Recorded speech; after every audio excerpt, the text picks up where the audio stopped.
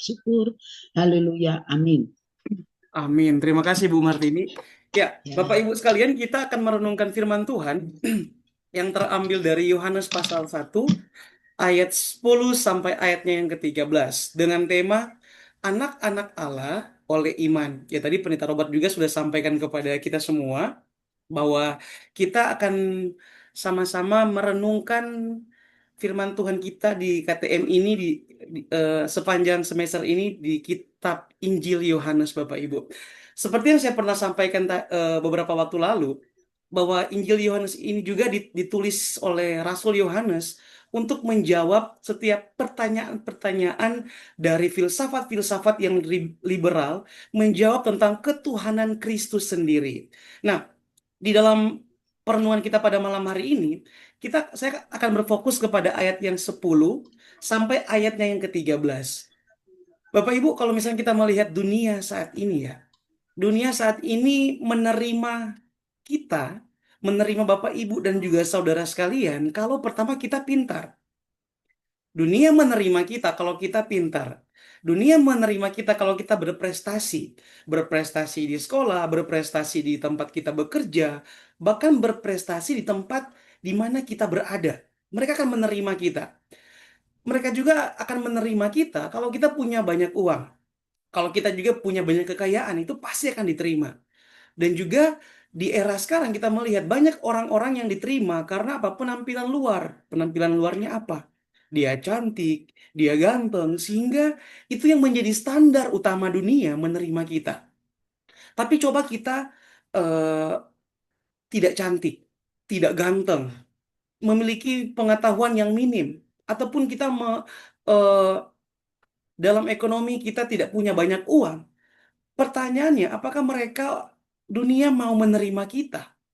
Saya pikir eh, dunia menolak kita karena keadaan luar kita. Tapi pada malam hari ini kita mau melihat bersama-sama. Yesus pun ditolak oleh dunia. Orang-orang yang dimana dia jadikan itu pun tidak menerima dia. Ya, kita akan melihat bersama-sama di dalam Injil Yohanes pasal 1 ayat 10 sampai dengan 13 ini saya menemukan tiga hal yang saya renungkan Bapak Ibu. Yang pertama di situ kita melihat ada dua respon dunia di dalam Injil Yohanes pasal 1 ayat 10 sampai ayat yang ke-13. Di sana tuh ada respon dunia di mana dunia menolak firman itu ya, itu Yesus sendiri di dalam ayat 10 sampai dengan ayat yang ke-11. Dunia menolak Yesus. Saya bacakan bagi kita. Ia telah ada di dalam dunia dan dunia dijadikan melalui dia, tetapi dunia tidak mengenalnya. Ia datang kepada milik kepunyaannya, dia datang kepada miliknya, tetapi orang-orang miliknya itu tidak menerimanya dia. Jadi sangat jelas bahwa kehadiran Yesus di dalam dunia ditolak oleh orang-orang yang oleh orang-orang saat itu Bapak Ibu. Ya, Yesus itu mengalami penolakan. Nah, baru kita melihat juga respon yang kedua adalah apa? Adalah orang-orang yang menerima Yesus. Di mana orang-orang yang menerima Yesus itu adalah orang-orang yang diberikan Yesus anugerah, diberikan Yesus sebuah hadiah, sebuah hak. Nanti kita akan bahas bersama-sama eh, di pembahasan selanjutnya. Kemudian yang kedua di situ kita melihat bahwa terjadi sebuah adopsi di sana. Adopsi di mana manusia yang telah berdosa, Allah berinisiatif, itu inisiatif Allah. Allah mau mendamai, Allah mau mengangkat manusia itu, Allah mau mengambil manusia itu dan dibenarkan oleh Allah. Nah, di sini sangat jelas ya bahwa dunia menolak Yesus dan bahkan juga dunia menolak orang-orang Kristen saat itu Bapak Ibu. Nah, ada begitu banyak orang menolak ya. Begitu banyak orang menolak Yesus, begitu juga banyak orang menolak anak-anak Allah. Tetapi pada malam hari ini kita akan bersama-sama melihat bahwa Injil Yohanes memperkenalkan kepada kita, ya. Kita akan melihat bersama-sama kapan kita menjadi anak dan juga kapan kapan menjadi anak Allah, bagaimana kita bisa menjadi anak Allah, dan juga mengapa kita harus menjadi anak Allah. Jadi ada tiga hal yang akan kita pelajari pada malam hari ini. Yang pertama di sini, di dalam ayat 12, menjadi anak Allah sejak kita menerima percaya kepada Yesus. Jadi pertanyaannya, kapan kita bisa menjadi anak Allah?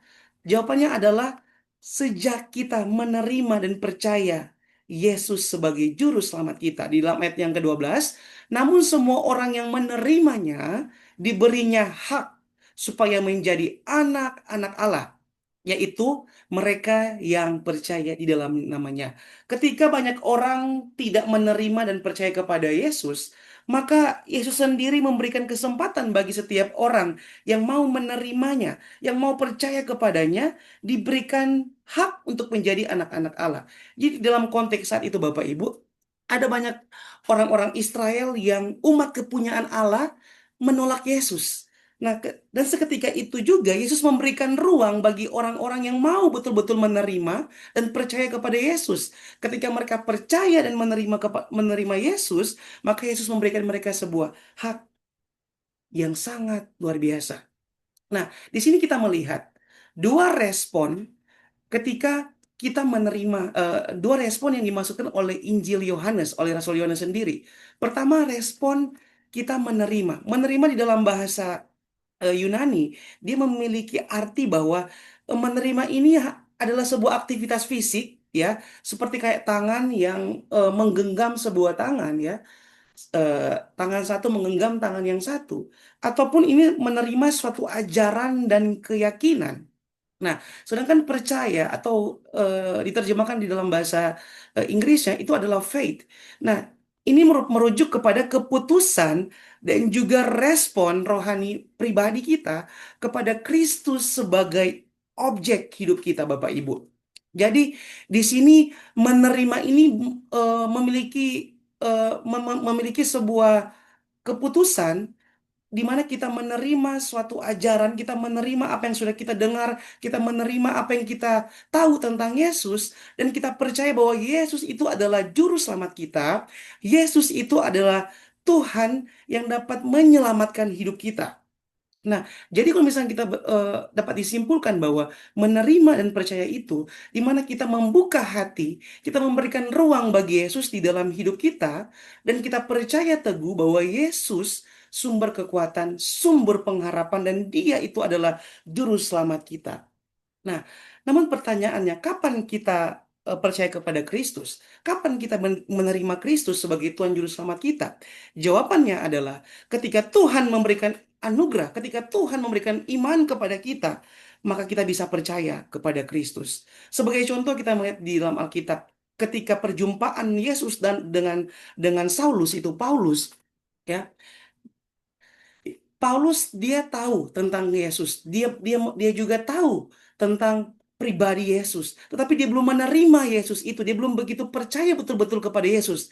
Tetapi ketika dia percaya kepada Yesus, dia melekat erat di dalam Yesus, di dalam Yesus sehingga Yesus mentransformasi kehidupannya dia, dan dia disebut sebagai anak Allah yang memiliki hak waris, Bapak Ibu. Nah, yang uniknya ketika kita percaya dan menerima Yesus, kita memiliki hak atau kuasa, ya. Di dalam Alkitab terjemahan lama, dia masih menggunakan kata kuasa, ya. Kalau di dalam terjemahan baru 2 ini dia menggunakan kata hak. Apa sih hak-hak kita sebagai anak-anak Allah? Yang pertama, di dalam Roma pasal 15, kita bisa memanggil Allah itu adalah Bapa kita.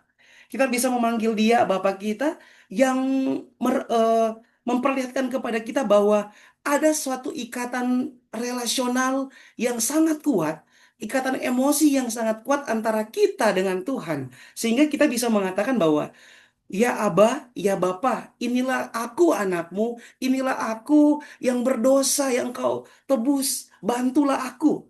Kita bisa mengatakan seperti itu sebebas itu Bapak Ibu. Kemudian yang kedua, kita sebagai anak-anak Allah, kita mewarisi janji-janji Allah. Ya, di dalam Yohanes 3 ayat 16 kita tidak binasa, melainkan kita beroleh hidup yang kekal. Kemudian di dalam Yohanes pasal 14 ayat 17 sangat jelas di sana, sebagai anak-anak Allah, kita mendapat perlindungan dari Allah. Kita mendapat perlindungan dari Bapa seperti seorang ayah yang berjalan dengan anaknya ke mall ataupun berjalan kaki jalan raya, dia selalu menggenggam tangan anaknya, dia selalu mencoba untuk melindungi anaknya dari bahaya, dari kendaraan dan lain sebagainya. Itulah sebuah warisan yang Injil Yohanes mau sampaikan kepada kita, bahwa kita mewarisi hak-hak ahli warisnya Allah, Bapak Ibu. Nah, saya mengutip dari perkataannya John Piper ya. Dia mengatakan bahwa don't be afraid, you are sheep who who have a shepherd. Don't be afraid, you are children who have a father. Artinya apa, Bapak Ibu? Jangan takut. Kamu adalah domba yang punya gembala.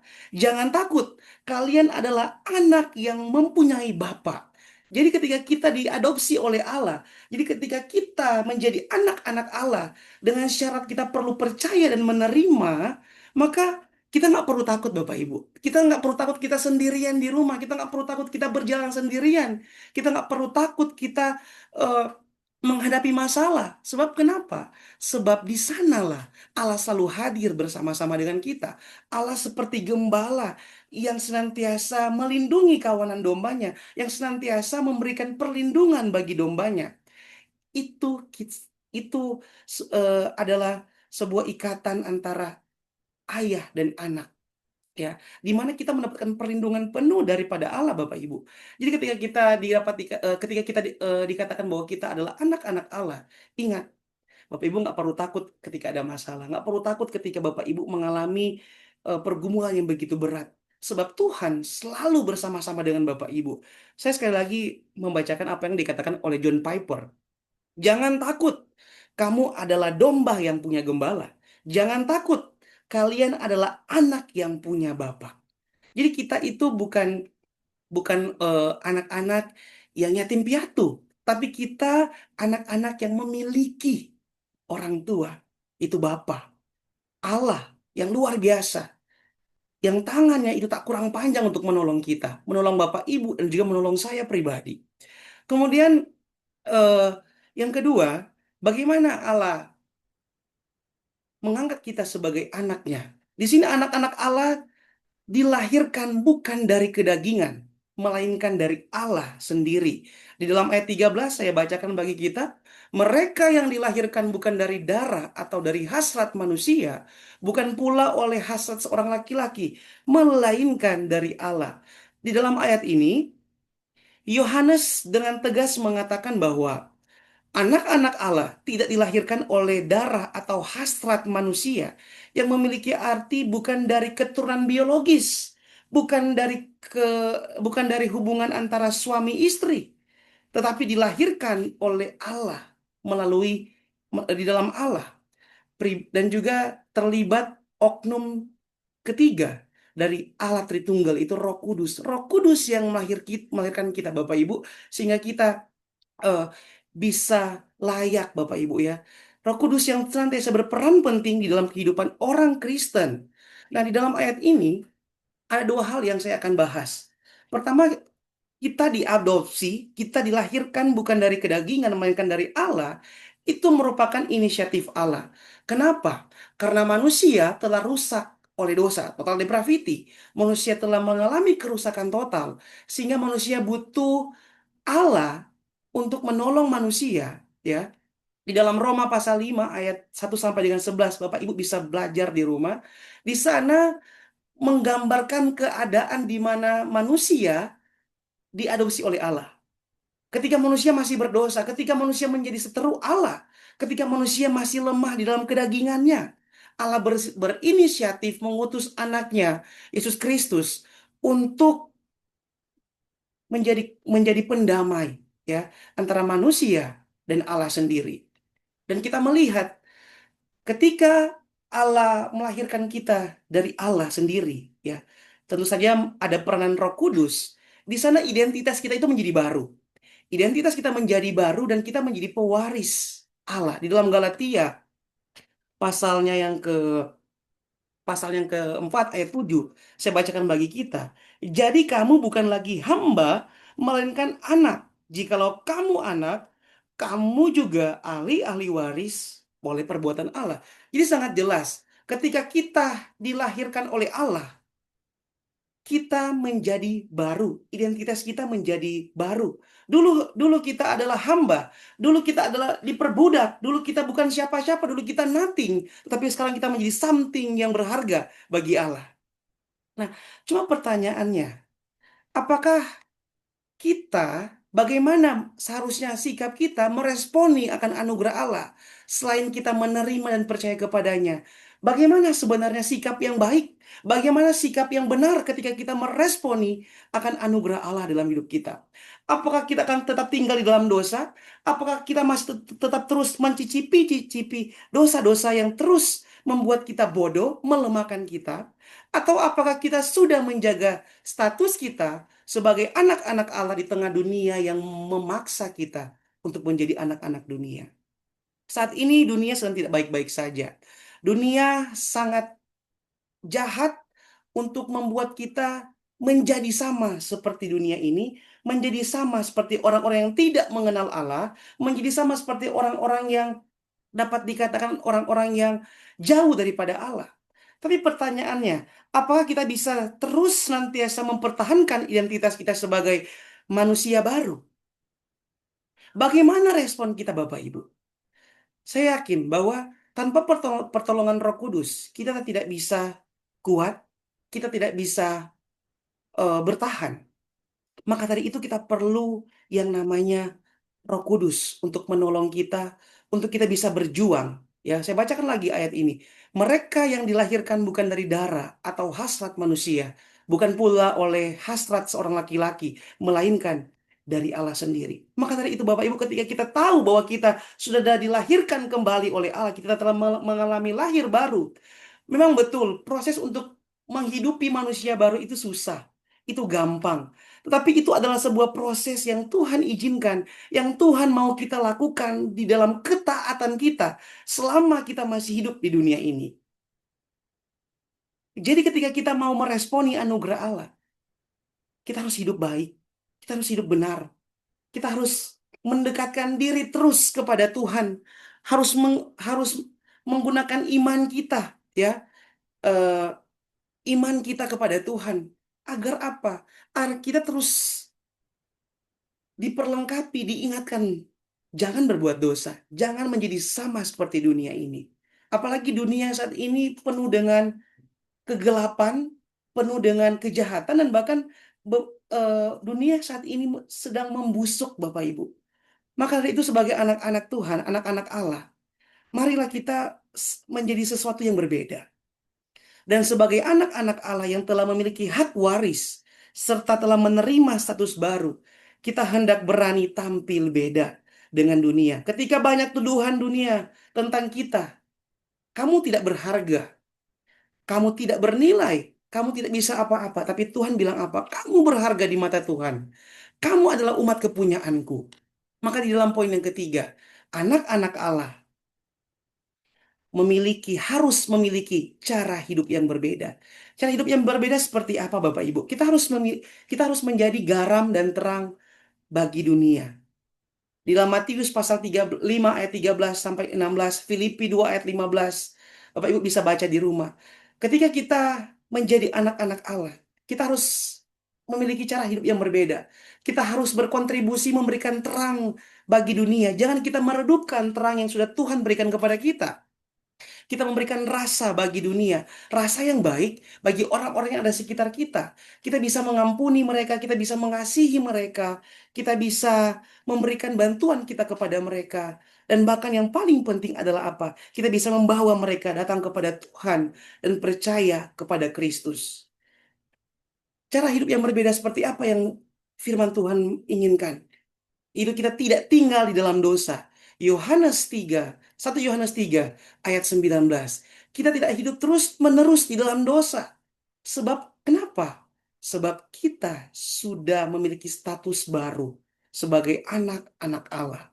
Maka sangat jelas ya, ada banyak ayat Alkitab yang menekankan bahwa kita jangan tinggal lagi di dalam dosa. Kalau kita udah tahu status kita sudah diadopsi oleh Tuhan, kita sudah menerima Yesus, kita jangan lagi diperhamba dan diperbudak oleh dosa.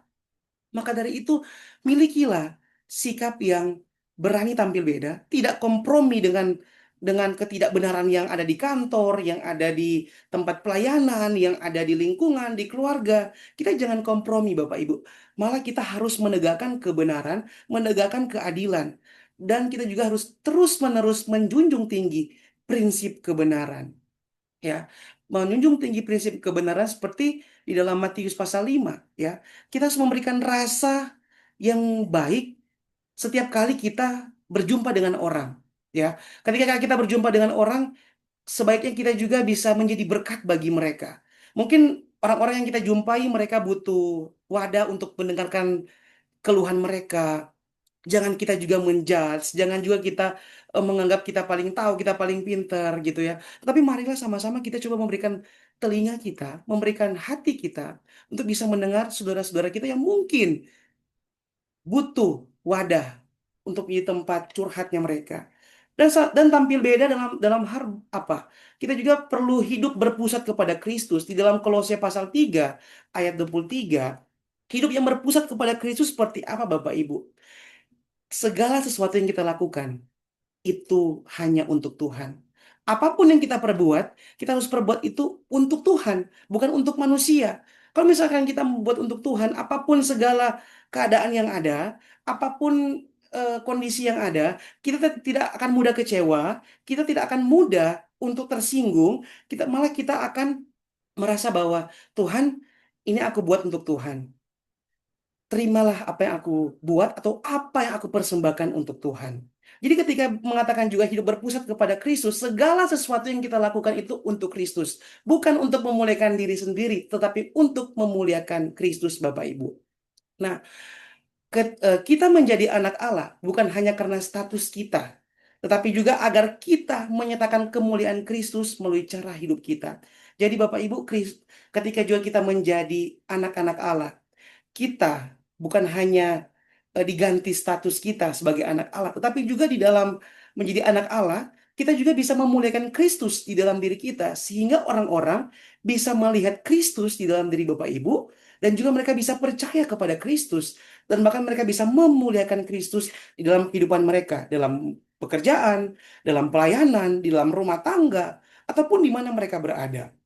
Dan sebagai satu kesimpulan pada malam hari ini bahwa Yohanes bukan hanya memberikan kepada kita tentang kesaksian tentang Kristus kepada kita, tetapi Yohanes juga mau menantang umat percaya kita saat ini untuk menghidupi identitas sebagai anak-anak Allah di tengah dunia yang penuh dengan banyak tantangan.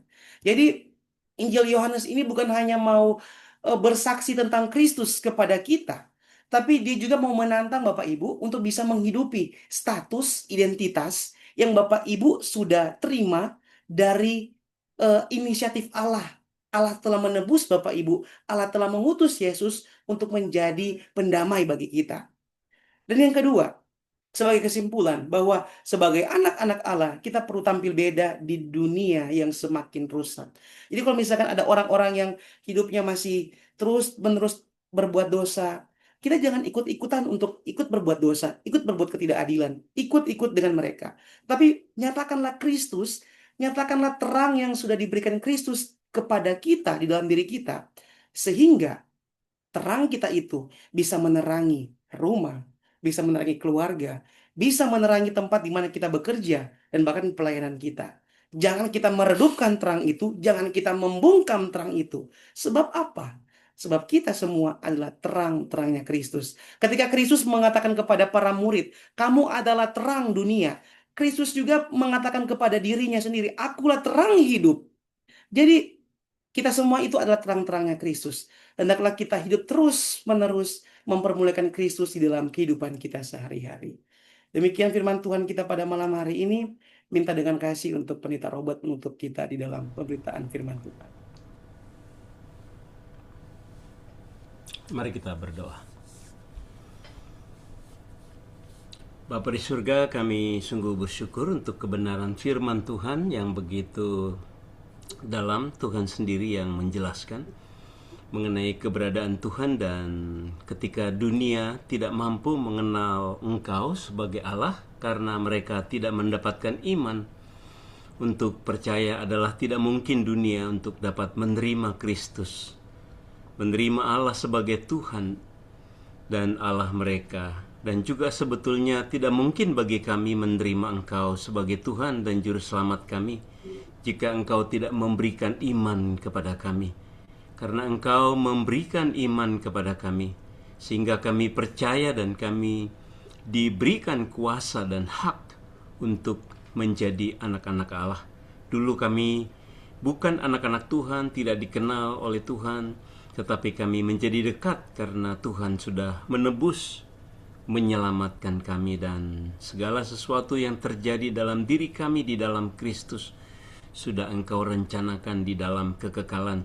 Adalah hal yang sangat berharga dan hak istimewa bagi kami ketika kami dijadikan anak-anak Allah. Kami diadopsi menjadi anak Tuhan, dan kami pun harus menampilkan diri kami sebagai anak-anak kerajaan Allah, supaya kami tidak hidup seperti dunia hidup.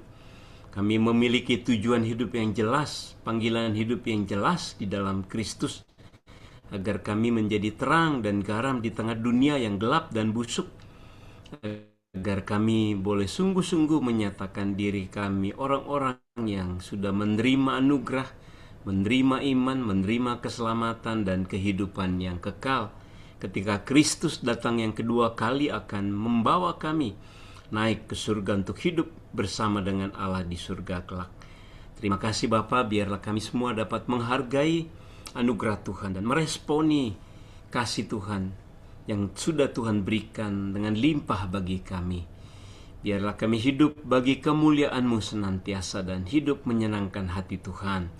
Terima kasih untuk Ibu Nunu yang sudah bertugas sebagai liturgos pada malam hari ini, dan juga untuk Evangelis Wahyu Lasut yang sudah Tuhan pakai menyampaikan kebenaran firman Tuhan, dan setiap kami yang boleh Tuhan gerakkan untuk tetap setia berdoa. Tuhan berkati terus kami, terus setia dan makin setia, dan terus bergandengan tangan berdoa bagi gereja-Mu, bagi pelayanan, bagi doa-doa syafaat lainnya. Terima kasih Bapa, sebentar lagi kami akan berpisah dari ruang Zoom ini. Kami akan melanjutkan aktivitas kami dan juga beristirahat pada malam hari ini. Tuhan berkati agar kami semua boleh mendapatkan istirahat yang baik, bahkan Tuhan mengaruniakan kepada kami istirahat yang baik dan juga nyenyak dan kesehatan bagi tubuh kami sekalian. Kiranya Tuhan juga mencurahkan berkat-berkat penyertaan dan kelimpahan dalam anugerah Tuhan bagi kami sekalian. Jemaat yang dikasihi Tuhan, arahkan hatimu dan hidupmu senantiasa kepada Tuhan. Tuhan sudah menjadikan engkau anak-anak Tuhan, dan kita semua dijadikan anak-anak terang. Biarlah kita senantiasa hidup bagi Allah dan memuliakan Allah, dan terimalah berkat dari Allah Tritunggal. Kiranya anugerah damai sejahtera dari Yesus Kristus Raja Damai, serta kebaikan dan pemeliharaan Allah Bapa yang sempurna, dan pertolongan, penghiburan, kekuatan, penyertaan dari Allah Roh Kudus kiranya dicurahkan dan tinggal tetap berlimpah bagi kamu sekalian dari sekarang ini hingga selama-lamanya sampai Yesus datang yang kedua kalinya. Haleluya. Amin. Baik, Bapak Ibu dan